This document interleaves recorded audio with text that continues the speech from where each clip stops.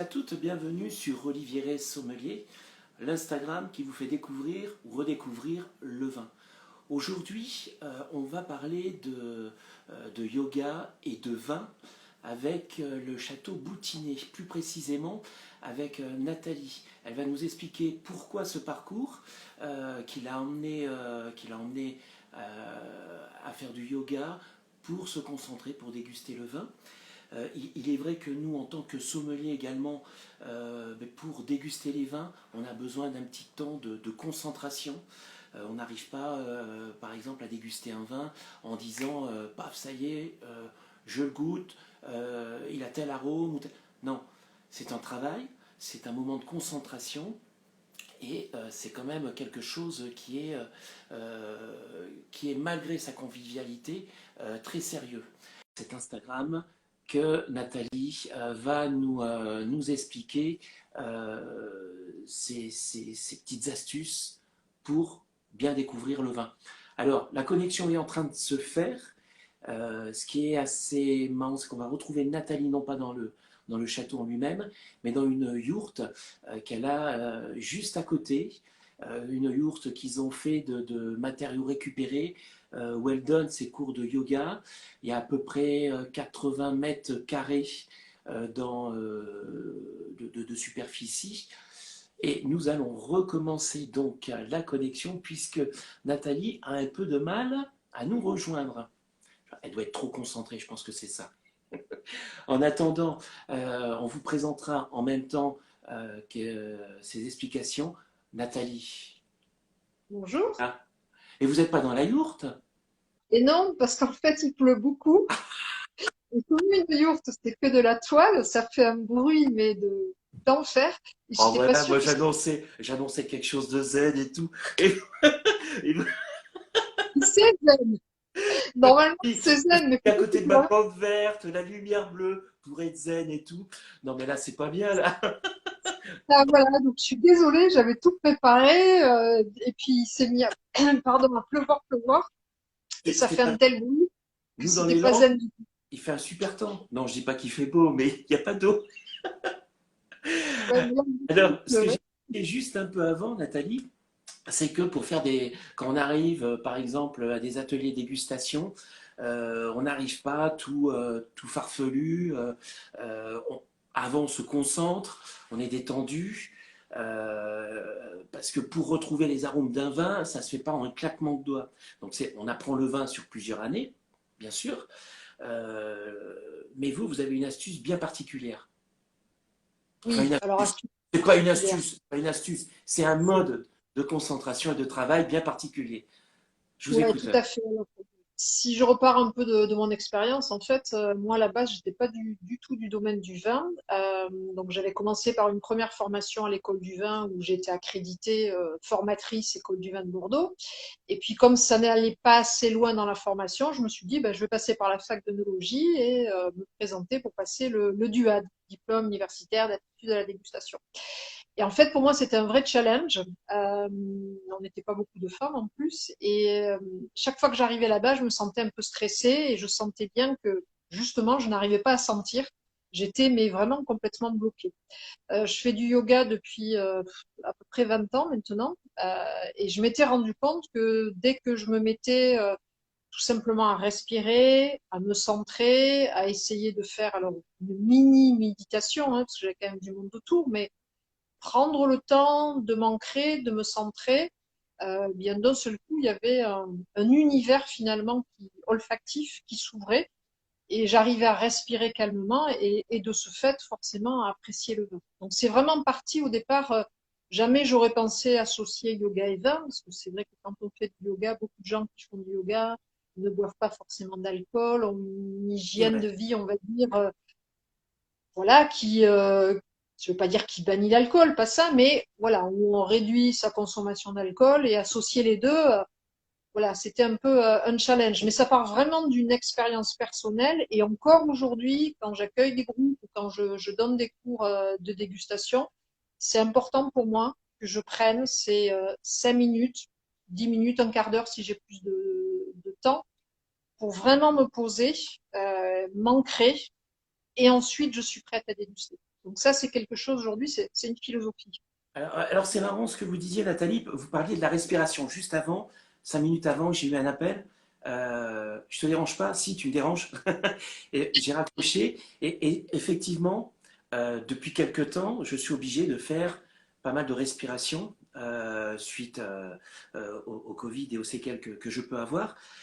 Je suis obligé de prendre le temps de bien respirer, euh, de complètement vider l'esprit, vraiment être le plus zen possible, ce qui n'est pas forcément ma personnalité, mais avoir une dégustation pour bien se concentrer, euh, on est obligé vraiment de bien être la tête dedans. C'est comme quand on va participer à des dégustations pour des guides, euh, on remarque que l'assemblée, c'est des personnes qui sont très calmes, très posées, on se parle très peu avant. Bon, c'est après où on se lâche un peu sur les échanges sur le vin. Mais quand on est concentré, on se concentre bien avant, c'est vrai qu'on voit le vin et on le déguste et on le savoure différemment. Différemment, oui, tout à fait. Moi, je me souviens d'une expérience qui m'avait vraiment marqué en fac de no. Donc, fac de no, on est dans nos petits compartiments, on va dire, aseptisés, dans le calme, table blanche. Et on nous avait en fait donné 3 verres de vin. Il nous avait passé 3 fonds de musique différents. Donc, il y avait un brouhaha un peu comme dans un restaurant. Ensuite, il y avait une musique plutôt classique, musique de fond qu'on pourrait avoir dans certains pubs, je dirais, ou lounge. Et puis ensuite, sans aucun bruit derrière. Et on avait donc non pas 3, mais 4 verres de dégustation. Et il fallait faire en fait un commentaire de dégustation sur le vin en fonction de l'environnement. Et ce qui m'avait beaucoup marqué, c'est qu'une grande majorité d'entre nous, enfin plus qu'une grande majorité, on avait dit que les 4 vins étaient différents. En fait, c'était le même vin. D'accord. C'était simplement le moment qui n'était pas du tout le même. Et c'est là où j'ai vraiment pris conscience il y a des fois, on est avec des amis, on est au restaurant, on déguste, on va chercher s'il n'y a pas un défaut. Je pense qu'il y a toujours le côté un peu professionnel qui est là. Mais après, et puis c'est au bout de quelques gorgées, on se dit, ah, mais c'est bien ça, mais c'est quoi en fait que je suis en train de boire? En fait, on oublie de se centrer. Et pour moi, c'était vraiment, quand j'ai fait cette fac, c'était vraiment hyper important de prendre le temps. Et aujourd'hui, enfin, vous le dites très bien, dans la situation dans laquelle on vit, plus notre société qui court en permanence, si on ne prend pas le temps de se poser, on passe à côté du vin. Je Là, trouve je qu'on vois qu'il passe y a, à côté du il y a- il y a une personne qui est connectée, là, qui est Véro, qui, elle, fait souvent des séances de yoga et s'y est mis il n'y a pas très longtemps. Ça la vin. détend et c'est vrai qu'on en parlait il y a très peu de temps. Et c'est vrai que c'est comment on peut appeler ça? C'est pas une pratique, c'est Si, c'est une autre chose pratique, hein, le yoga, dans la on vie, parle de, c'est du yoga. Bonjour Alice. Pardon on Nathalie. parle oui, non, non, oui, c'est une pratique, mais après, ça devient une routine et une philosophie de vie, hein. Voilà, moi, c'est le yoga, moi, aujourd'hui, c'est tous les jours. Mais en tout cas, c'est systématiquement avant chaque dégustation. C'est vraiment prendre, alors même si je vais pas faire un cours de yoga, mais en tout cas, je vais m'asseoir, je vais respirer, je vais fermer les yeux, je vais essayer, voilà, de sentir un peu le contact de mes pieds sur le sol et puis passer un petit scan, comme on dit, du corps, voir un peu mes sensations. Et puis remonter comme ça. On sait en yoga qu'il y a certaines je ne vais pas trop rentrer dans la philosophie yoga, chakra et autres, mais en tout cas, on sait que euh, on a chacun de nos sens qui va être rattaché à une partie du corps et à un chakra en particulier. Et en fait, on a ce chakra racine qui est vraiment lié à ben, je suis ici maintenant et ben, je sens bien mon corps lié à la terre. Ce chakra, il est lié à l'odorat. Et donc, l'idée de Yoga Eva, en fait, c'est de faire des postures qui vont me permettre de me poser, de m'ancrer. Et c'est vrai que ben, on a un monde olfactif après qui va s'ouvrir, tout simplement. Mais c'est cette idée vraiment de prendre le temps et de s'écouter, de se connecter à soi. Alors, ce qui est assez marrant, c'est que quand je vous entends, vous donnez des cours de yoga au château, je crois. Ouais, tout à Hein, fait. des séances de yoga autour du vin. Oui, ouais, ouais. Donc j'ai monté un petit atelier. Alors, il y a 2 choses, hein. Il y a mes cours de yoga, je dirais, traditionnel le mercredi soir avec mes petits étudiants, non, enfin mes petits étudiants, mes élèves, dans la yourte pour le coup.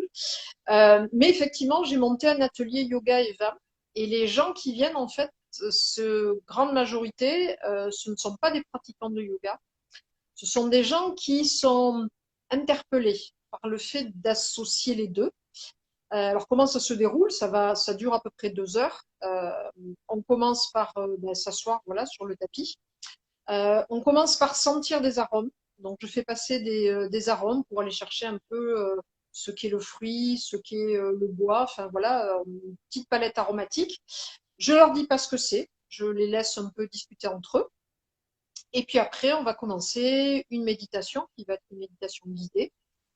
On va faire à peu près 1 heure de vraiment yoga, donc vraiment avec des postures, mais qui vont vraiment être liées à l'ancrage. Euh, on va finir bien sûr par une relaxation et on va reprendre les mêmes arômes que je leur avais donnés au départ. Et là, je suis toujours très étonnée par des personnes qui me disent « Ah mais mince, mais maintenant je sens. Tout à l'heure, je sentais rien du tout.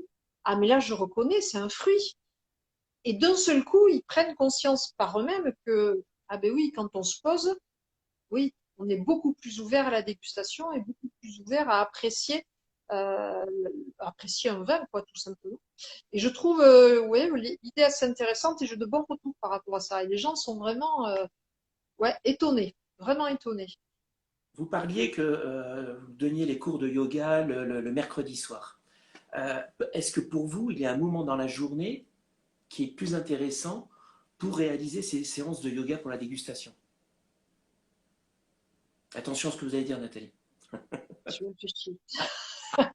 Alors, Que euh, je retombe sur mes pattes derrière, attention. bien, on aurait dû préparer alors. Hein. Non, alors pour moi, déjà, le meilleur moment pour déguster, ça reste quand on le sait, quand on commence à avoir faim, les papilles sont prêtes à déguster quelque chose.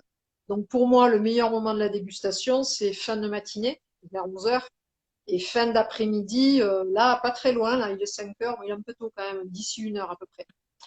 Parce que c'est vraiment le moment où on est voilà, proche d'un repas et quand on le sait, c'est vraiment quand les papilles sont prêtes à s'ouvrir que bah, voilà, on a nos sens qui sont exacerbés.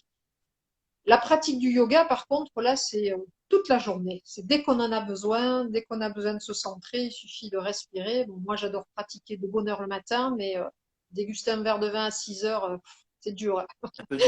Donc, voilà. Le yoga, oui, c'est toute la journée. C'est vrai que c'est très bien le matin avant le lever du soleil. Et puis, c'est très bien à la fin de la journée pour avoir je dirais un peu un sens entre la journée de travail qui peut être stressante et puis la soirée où on va se poser pour cuisiner, pour être en famille ou voilà, donc moi quand je fais cet atelier, je le propose en fait à 10 heures le matin, c'est souvent les week-ends, hein, samedi, dimanche. Je le fais à 10 heures, comme ça le temps qu'on fasse la pratique et autres. Donc, on commence à déguster, il est 11 heures, 11h30. Je l'ai pas encore fait l'après-midi parce que moi j'ai du mal à déguster en début d'après-midi.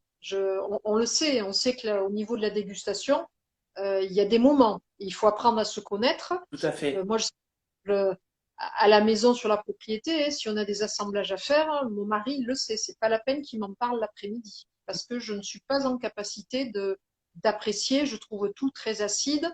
Donc il y a des moments pour déguster et il y a des moments pour associer le yoga et le vin.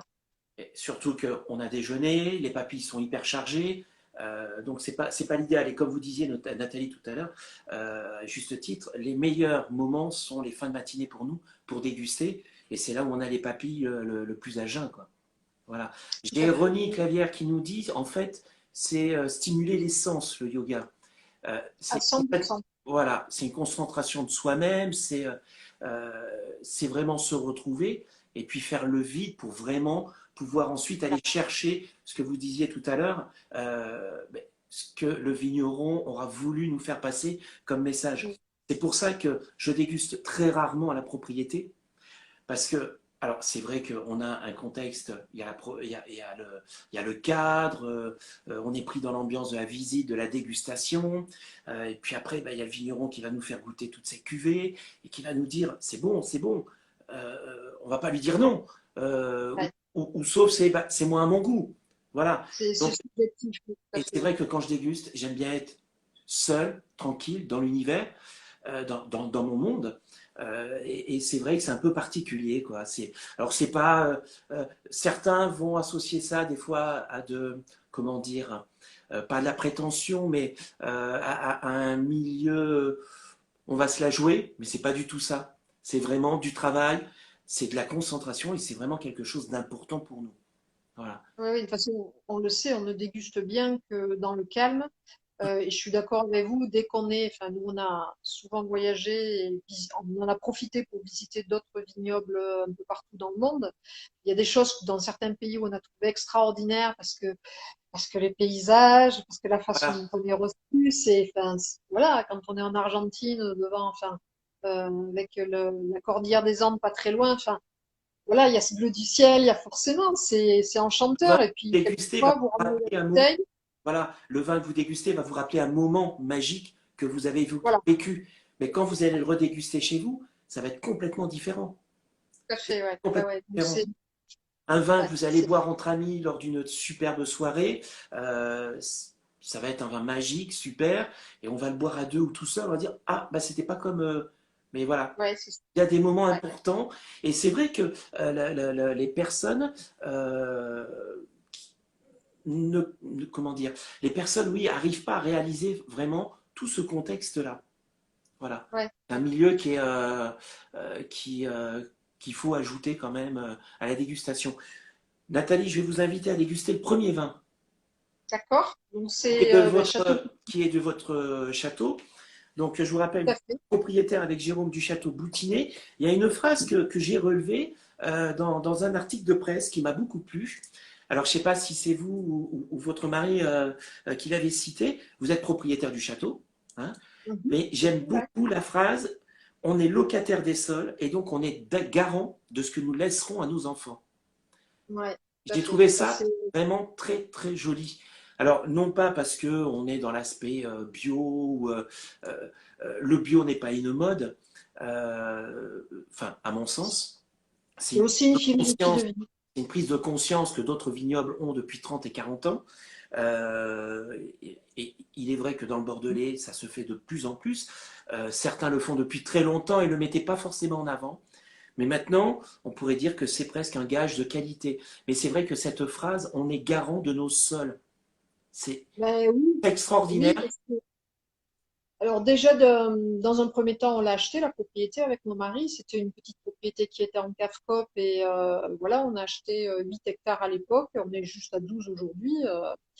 Et c'était cette idée de faire du mieux déjà aujourd'hui. On est passé en bio, mais comme vous le dites, nous, on vit sur place. Donc c'était important déjà de faire attention à l'environnement. Euh, Je ne sais pas si les enfants prendront ou pas, mais à la limite, c'est notre projet de vie. S'ils veulent pas suivre, c'est pas grave. Mais il y a quelqu'un qui reprendra derrière, et je pense que c'est important effectivement de se dire qu'on est juste locataire de la terre, quoi. Enfin, et ça devrait être ça pour, je dirais, pour tout le monde.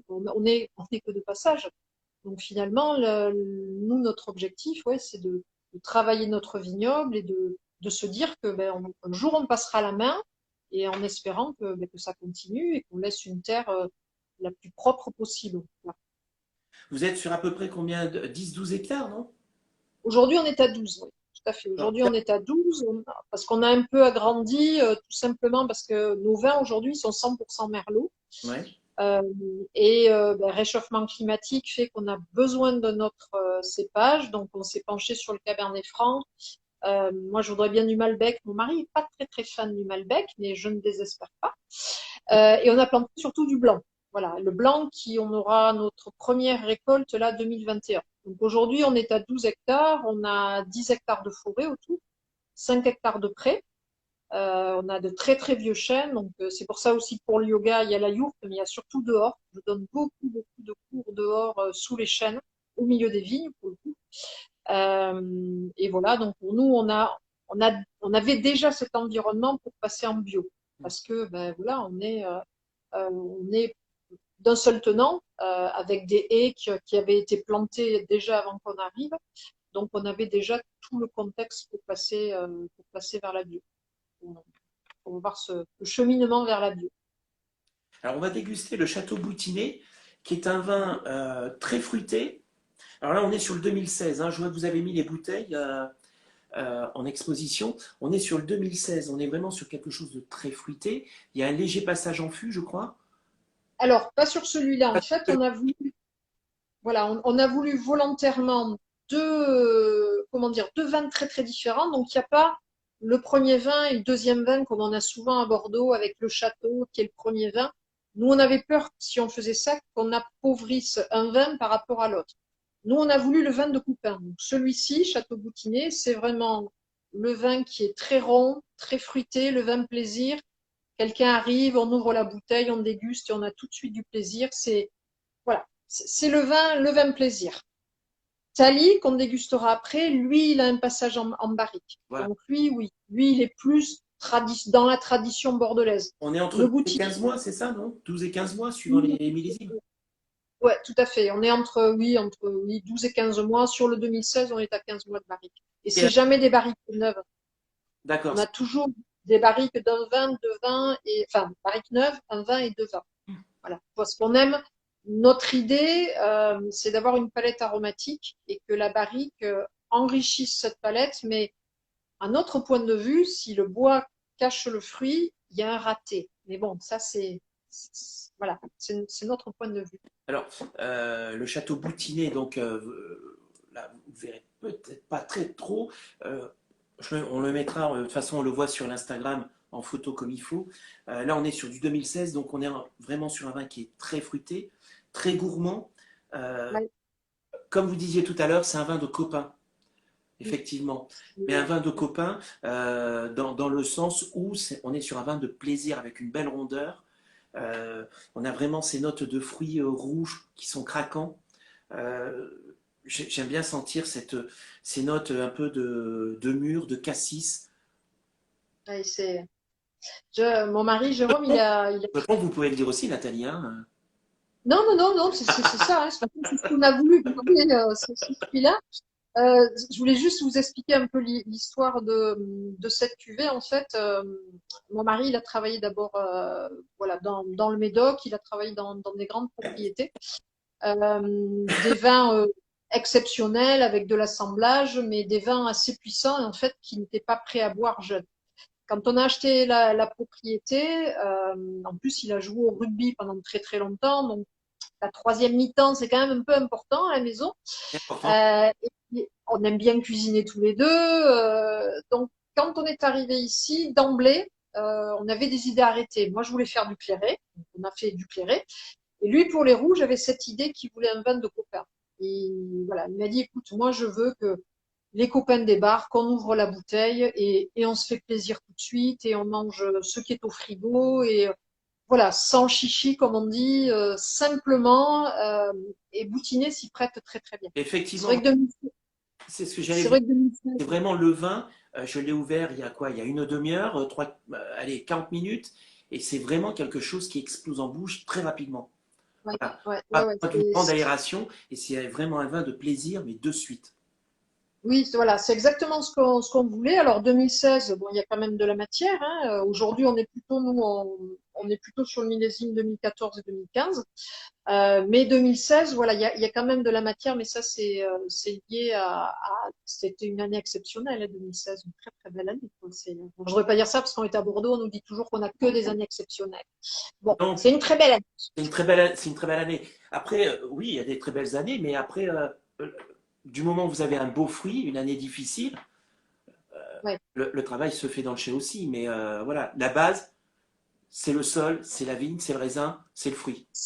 Ouais, nous on dit toujours l'essentiel du travail il est à la vigne, quoi. À partir du moment où on a une jolie récolte qui arrive mûre, pas surmûrie, mais mûre, saine, après ce qui se fait dans le chai, enfin, je veux dire, c'est traditionnel, c'est simple, quoi. À Le partir du fruit, c'est moment où la 80%. récolte est jolie, Le voilà. fruit, c'est Donc tous les, 80%, tout ah simplement. oui, tout à fait. Donc, nous, c'est ce qu'on essaie de faire. On n'est pas sur des gros rendements.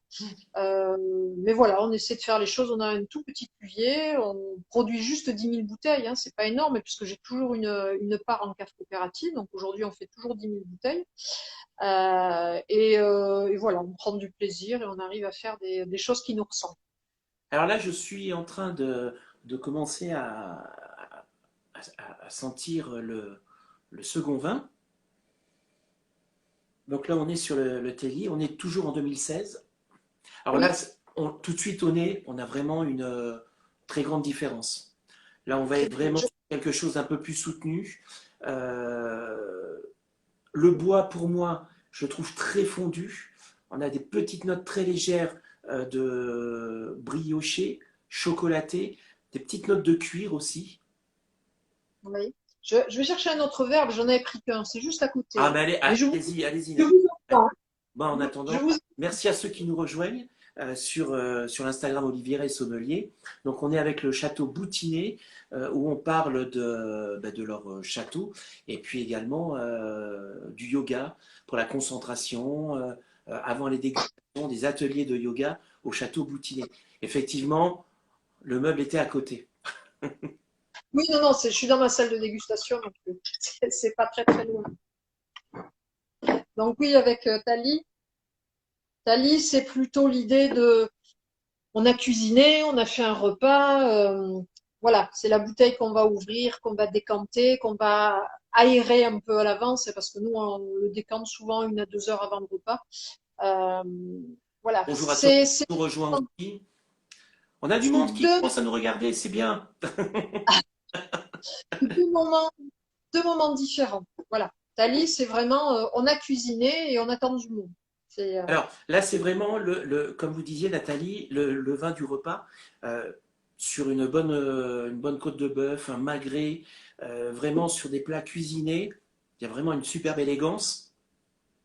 Donc, toujours pareil, 100% merlot. Donc, on disait tout à l'heure, 12 à 15 mois de fût suivant le millésime. C'est ça, exactement. Et toujours, alors, on n'a pas beaucoup de barriques, et comme je vous disais, on produit que 10 000 bouteilles. Donc, Thalie, aujourd'hui, on produit entre 1 200 et 1 800 bouteilles. Donc, j'ai 4-5 barriques. C'est finalement très peu. On en a toujours une qui est neuve. Et puis après, on a une rotation sur nos barriques. Et une fois de plus, l'utilisation de la barrique, pour nous, c'est enrichir cette palette aromatique. C'est surtout pas de cacher le fruit. Voilà, on n'a pas travaillé toute une année dans la vigne pour cacher finalement le fruit derrière du bois. C'est vraiment plutôt cette idée d'enrichir et d'avoir quelque chose. Voilà, il y a plus de structure. On travaille nos presses ici. Donc là, on a toujours sur Thalie entre 12 à 14% des presses qu'on va assembler, justement pour ajouter un petit peu de corps, parce que le merlot, c'est un très joli cépage, mais qui est vraiment sur le fruit et qui peut manquer un peu de structure. Donc on va l'épauler en fait un petit peu le Thalie avec la barrique. Comme on disait, pour un 2016, on avait quand même tous les atouts pour une belle réussite au final. Ce qui est très intéressant, c'est qu'il y a une très très belle longueur en bouche, une très belle finesse. On n'est pas sur Oui, un vin comme certaines personnes pourraient dire des fois et qu'ils n'aiment pas, le côté âpre, rugueux. Là, on a vraiment c'est de l'élégance, c'est très très fin. ouais, ouais, c'est ce qu'on essaie, voilà, ce qu'on essaie de faire. Alors, quand on fait ces ateliers yoga et vin, en fait, je ne le fais pas déguster Thalie parce que, voilà, je trouve que l'idée de cet atelier, c'est quand même de rester abordable et je mets ou le clairet en fonction du moment de l'année ou le château boutiné parce que, voilà, il y a tellement de fruits que je trouve intéressant de le mettre à la fin de l'atelier. Là, on arrive sur la période des fêtes. J'imagine bien ce vin sur un foie poêlé. Ça, c'est quelque chose de. J'adore le foie poêlé et ça, je le vois très bien avec.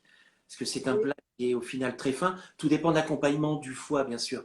Que vous fassiez une sauce au raisin ou aux agrumes, il faut faire attention. Le même vin n'ira pas sur les deux plats. J'insiste oui, là-dessus, j'insiste. Parce que des oui, fois, on est vraiment, on donne un vin, ça va avec une volaille. Oui, mais la volaille, vous allez la faire comment? Donc voilà, oui, bien sûr. là j'insiste, c'est un foie poêlé le plus naturellement possible. Ça, c'est vraiment… Je vais vous faire sourire ou alors vous faire bondir, je sais pas. si je décolle Foie mon poêlé, canapé, vous verrez. foie poêlé, oui. Mais alors nous, on a fait un petit essai. Ah, Donc, je vous disais, Jérôme aime bien cuisiner, donc nous, on fait notre foie gras, mais pas poêlé pour le coup, hein. ouais, Et on l'aime beaucoup avec le clairet. d'accord. Donc, vous essayerez. Alors, moi, je suis très moelleux, liquoreux sur un foie gras. Jérôme n'est pas du tout sucre, donc lui, c'est juste pas possible. Et pendant un temps, on prenait le boutinet en fait sur le foie gras, mais sur un millésime vraiment très léger. On aimait bien le 2011 ou le 2013 dessus. Et puis on a essayé le clairet, et en fait, ça fonctionne très très bien parce qu'il y a cette belle acidité qui est là aussi. Alors sur le poêlé, j'ai des doutes, mais en tout cas sur un foie gras frais, Euh, euh, Pas grave frais, ouais, puis vous le… Eh bien, à essayer. je vais le Vous tester. tenterez pour le. J'ai éclairé, Voilà, je vais le tester. faut essayer pour les fêtes et puis vous me direz. Voilà. Dans la Mais région avec le foie gras, donc tout va bien. avec le foie gras, tout passe. De toute façon, tout passe. Alors, juste aussi, par rapport au nom de Thalie, Boutinet, c'est le nom en fait du cadastre. C'est le nom quand on a acheté, c'était déjà le nom ancestral de la propriété. Thalie, moi dans une autre vie, j'ai fait l'histoire et l'histoire de l'art. Thalie, c'est la muse de la comédie, mais c'est surtout la muse de l'abondance. Et on s'était dit que ben voilà l'abondance pour restaurer. On a un vieux château 18e mais complètement en ruine. Donc on s'était dit qu'on aurait besoin d'abondance. Et puis abondance aussi de raisins et de récoltes. Donc voilà, Thalie, c'est le petit clin d'œil. Et on aime bien dire à nos clients que voilà, ils pourront inviter Thalie à leur table de fête. Parce que c'est vraiment un vin qui, pour les fêtes, on nous disait, suivant le plat, va se marier très très bien avec pas mal de choses. Effectivement, même avec un… Je le vois bien, même avec un dessert à base de chocolat, ça, Ah oui, ça serait superbe. Ce serait superbe. chocolat. Alors, un chocolat, Ouais, chocolat. n'importe lequel, hein, des chocolats, des grands crus, mais ça serait vraiment très intéressant. Même le soir, tranquillement, soit auprès de la cheminée, ou devant la télé, ou devant son sapin, puisque ça va être la période, un bon verre de Thalie, franchement, et avec un morceau de chocolat, le plaisir. Ouais, ça se marie très très bien, effectivement. Moi, j'aime beaucoup. Pendant l'été, on fait des balades à pied sur la propriété, on fait des randos tapas. Et donc, on fait des accords mets et vins avec chacun des vins. Et on finit, donc je fais systématiquement un cake au chocolat, mais chocolat à 80%, un peu coulant. Et effectivement, le thalie passe très très bien sur le gâteau au chocolat. Mais il faut faire attention au chocolat qu'on utilise. Sur une forêt noire un peu sucrée, je déconseille complètement. Il faut vraiment aller sur un chocolat grand cru et On est bien d'accord. minimum 100. Voilà. Parce qu'autrement, il y a ce sucre qui vraiment va déranger. Nathalie, ça va être l'heure, puisque je vois qu'on commence à bien parler de manger, justement, d'aller préparer à manger.